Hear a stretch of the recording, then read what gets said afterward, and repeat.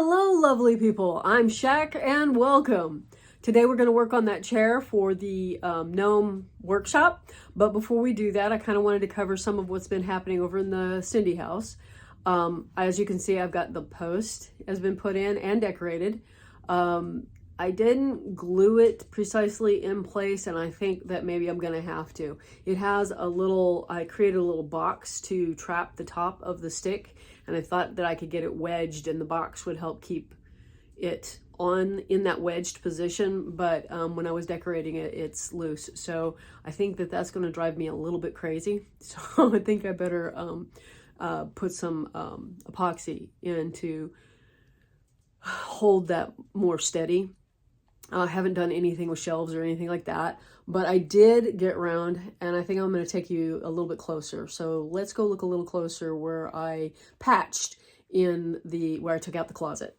So I patched a spot on the floor, and Radar is going to be barking in the background because the kids just got home. And I patched two places on the back wall, which it was just a good thing that I had the right paper still with the right part of the print to be able to cover those tears and where the hanging rod used to be attached. But we're going to go over and do the project as soon as it gets settled down in here. Well, one of the things that walked in the door with everyone was this package of an official Mark's Company Cindy dressing table. And fortunately, I was able to get it just wiped down with the alcohol, and the fragrance doesn't appear to be clinging to it. So I've put it in this room. If I start smelling it, I guess I'll know that it I had just gone nose blind. I don't know. But the bed is covering basically all of the patches. So I just did the patches for my own so I could rearrange later. And over in the bathroom, now laundry room as well, I got a shower, a Cindy shower, and it too had to be wiped down and everything. Its pump didn't work, so this originally had the ability to pump water in a recycling fashion, like a fountain, and I've just, in the process of cleaning it up, I just kind of removed the wiring, and then after I had it all cleaned up, put it back together.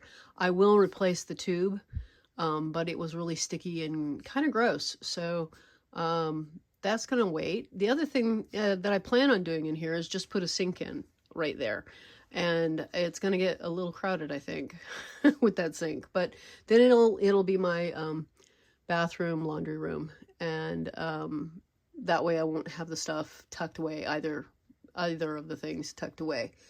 Okay, so now we can do that project. To create this chair, I took the doll and I folded up her legs so that she's in a seated position. Wow, that word just did not want to come out. And I drew around her back to make sure that I had it in the right size, and then chose a shape that I liked for the back of the chair that accommodated the height that I wanted on her. Then I decided on how deep the seat of the chair needed to be, and so she can't sit back very far and have her knees bent. So then I taped these together at the angle I wanted and created an arm pattern based on those angles. And the back is slightly leant back.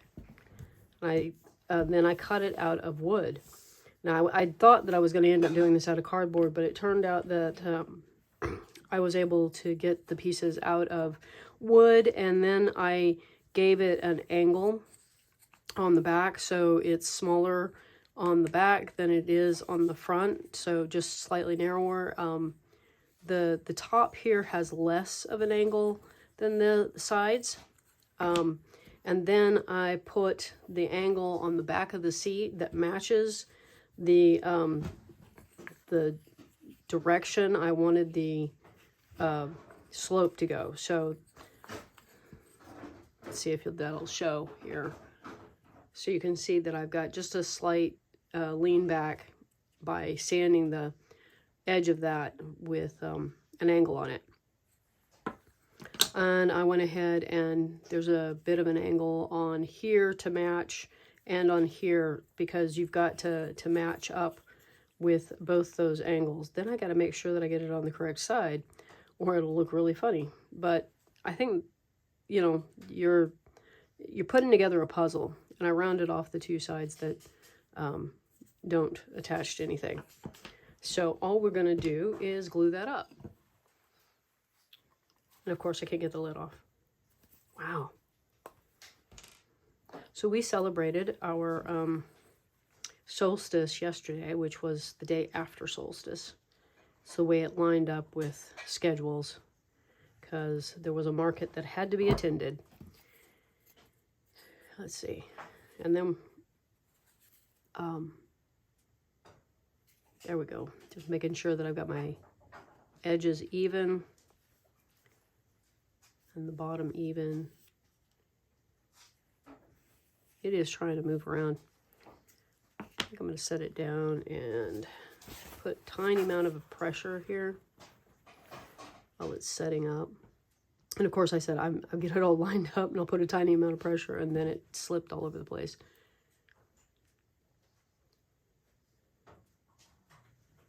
Clearly I have to hold it in where I can see it.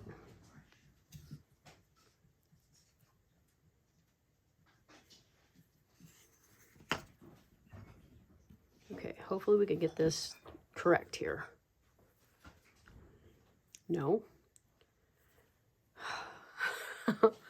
The struggle is real. I am really keep flip-flopping the pieces in my mind. So just the back and the seat.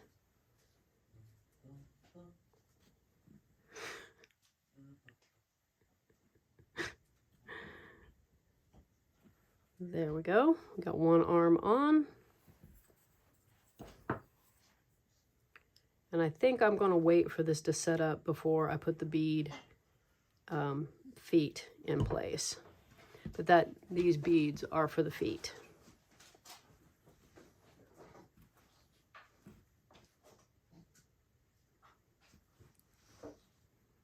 Okay, we'll let that dry. Ah, no we won't.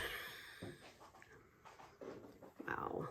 Okay, that is the downside of working with all these angles, is that it's really easy for everything to slip when you put any pressure on it.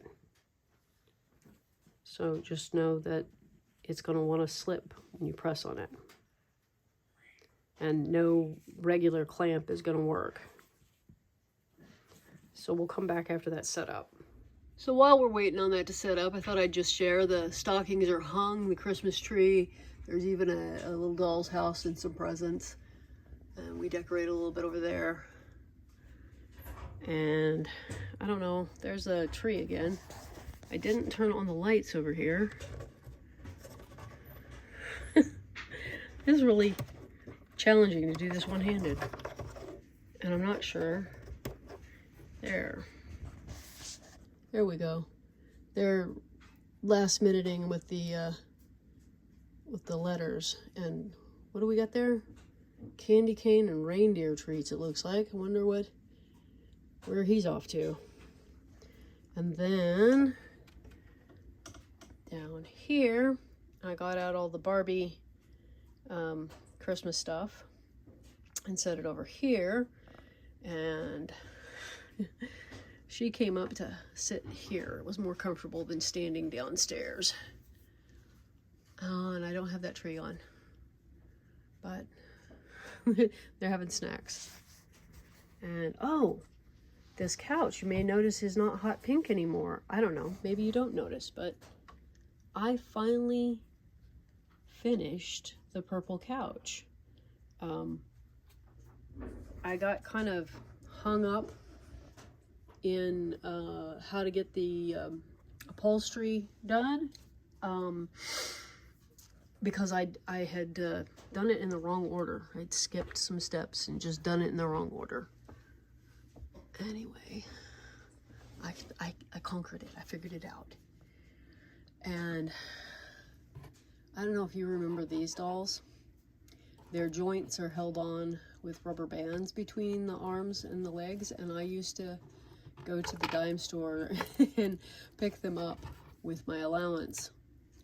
And I called them rubber band babies because of those joints. And I did a lot. I had them for years, and when the rubber bands would break, I would repair them. And one time, one of the little hooks on the inside of their arm broke off, and I stuck a hot pin through the arm and created a new hook. So I had a lot of experience putting back together these rubber band babies, as I called them. I think they were part of the decorations you'd find at the Five and Dime for showers, baby showers. We've got a little bit of decoration over here, and down here we've got an extra bed for the relatives, so that we got 2 places to sleep. Those guys are still playing with the Pokemon. And I rearranged down here. Let's see if I can get back far enough without running into the stool. So one of her sets of shelves is over on the side wall now, and the wardrobe's in the back. All so that we could get the bed where I could turn it around and actually be able to see the painting I did on it. Those beads are getting in the way. Anyway, so that's what's going on there. And I guess I'll give you a more close-up shot of the post and how it went in. Let's see, we'll get up in here so you can see the box I was talking about, where I've got the lights hung up there and the box around it. So it's not solid in there, it's just wedged, and I knocked it loose a couple of times. So I think it needs to be glued. Also, this pop-up book is a lot of fun. See if it'll stay focused on it. Oh, it doesn't want to focus on it.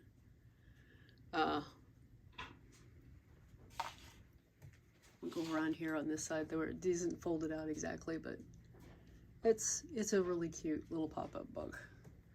That wasn't meant to be printed this small, but I did it anyway.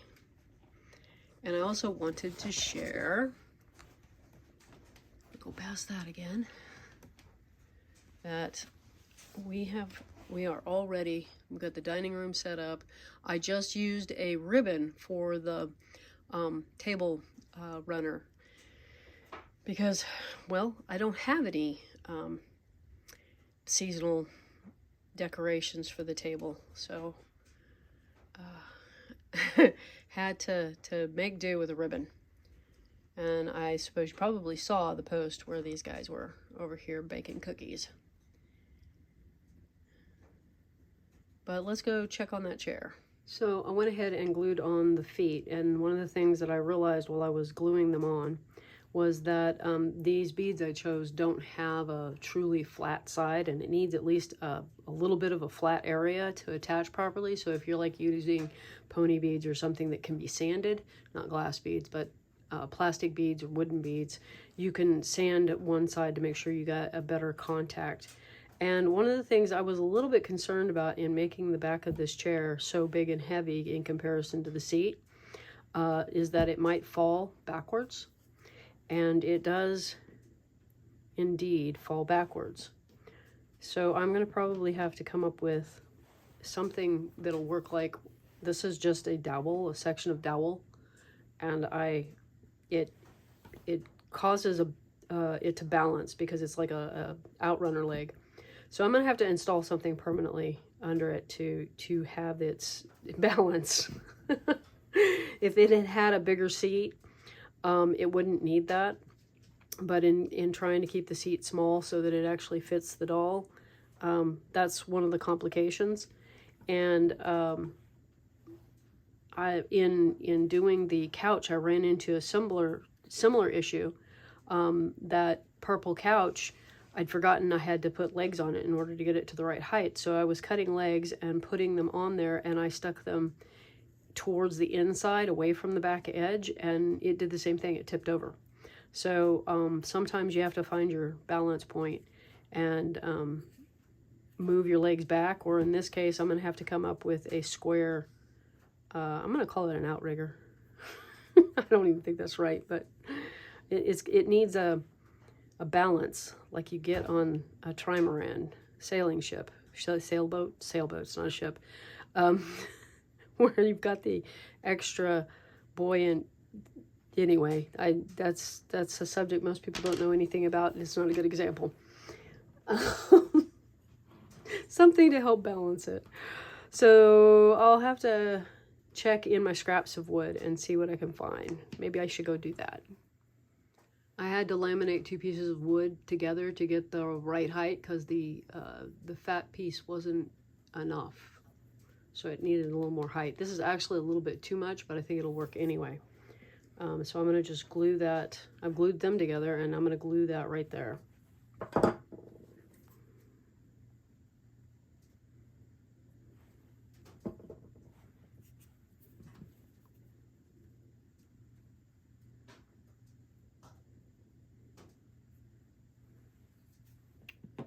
Now it stands up, and it does not, it just came loose from the glue. So we may just have to use it as a block that we slide under there and not worry about attaching it. I don't know. I guess I'll go ahead and try and get it to attach. It looks like maybe it's going to tip the whole thing forward though. Okay, we're not going to worry about gluing it. Clean that off so we aren't stuck to anything.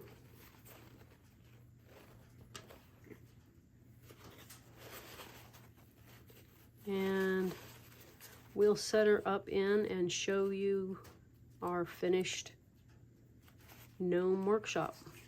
Okay, here we are. And I wanted to point out that I cut a notch down there in the wall so that I could get it to the inside of the box lid, and a notch up there at the top so it would not fall forward. And I glued in, I can't see it. Sorry about moving you around so much, but there I glued in a little block to keep it upright. And then of course I added details. And there she is in her chair. She's got her knitting, which are 2 straight pins for knitting needles. And I'm going to admit here, I crocheted that piece. Me and that yarn aren't getting on when it comes to knitting. But we've got, you know, scissors and rulers, and you know, we've got a lot more tools going on here. Oh, and one more thing, a goat. Had to have a goat. So there's a goat in the workshop. I hope that you have enjoyed this and that you have a delightful day and a wonderful week. And I will see you in the next one. Bye-bye.